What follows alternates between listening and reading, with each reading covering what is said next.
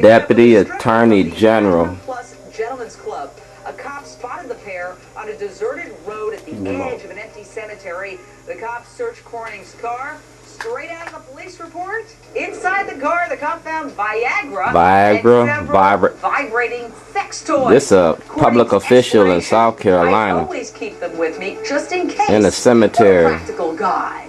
This scandal is already sparking the late night jokes. Listen to this clip from NBC's The Jay Leno Show. Well, I love this story. A 66-year-old deputy U.S. Attorney General in South Carolina. U.S. Attorney General, and you ain't doing your job. You out there breaking the law. He's lost his job, got fired after police discovered him at a cemetery with an 18-year-old stripper, a bag of sex toys, and a bottle of Viagra. Baltimore City got a guy on their payroll like that. I'm gonna start pointing them out.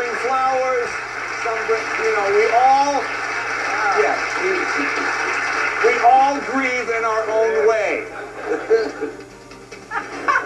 That's pretty funny. As if this story couldn't get any tackier, there's another twist. The officer realized his wife worked with Corning in the Attorney General's office, so, hey, honey. He calls her from the scene. She spoke to her boss and allegedly told her husband, let him go. Corning and the stripper then went on their merry way. Was this some kind of attempted cover-up? Yeah, it was. Lake County got a lot of cover-up. I want a headstone on my son's grave, and until I do, I'm going to be doing my independent news. This teenage stripper is being described as a prostitute.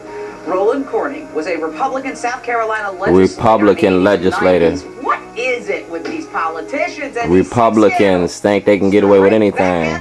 Rush Limbaugh, that's your buddy. Also joining in, Meg Kennard, an AP reporter in Columbia, South You ought to put me on Carolina. TV and let me get my spin. I'm going to have my own show called The Shorty Side Show. And dog, it's going to be some funny shit. It's definitely been an interesting year here in South Carolina. One South thing Carolina is the dash camera video and those phone calls that you mentioned that go along with this police report that we got from the Columbia Police Department. We're going to see what they're going to do with him, because they're going to do the same thing to Waller.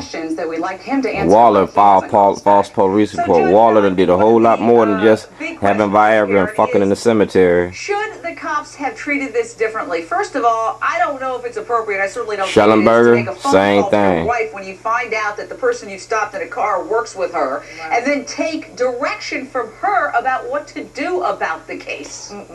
The Baltimore police filed a police report. They did everything they were supposed to do. Schellenberger denied me my constitutional rights. And in the state of Illinois, Waller and the Waukegan News Sun filed false police report. There's a code of conduct. And that's yours.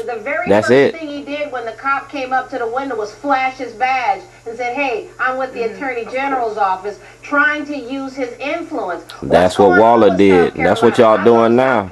Y'all using y'all's influences and positions of power to keep from having this investigation. It's coming, son. It's coming. Y'all did that to Kilpatrick, but y'all gonna let him go? Man, Kilpatrick is the blueprint for Lake County's downfall.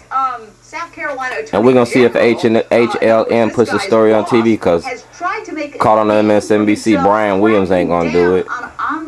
You keeping all this stuff undercover? Man, wait till this break. The pot calling the kettle black. You know, I don't understand. You know, in South Carolina, you go to the trunk of the car, the Black & Decker power toolbox. You have the wrench, you have the flares for emergencies. Oh, yes, and the Viagra, too. This way, it's one-stop shopping. Whatever you need. One-stop shopping. Everything you need is going to be available to you on this video, because I'm going to show everybody's ghosts and skeletons.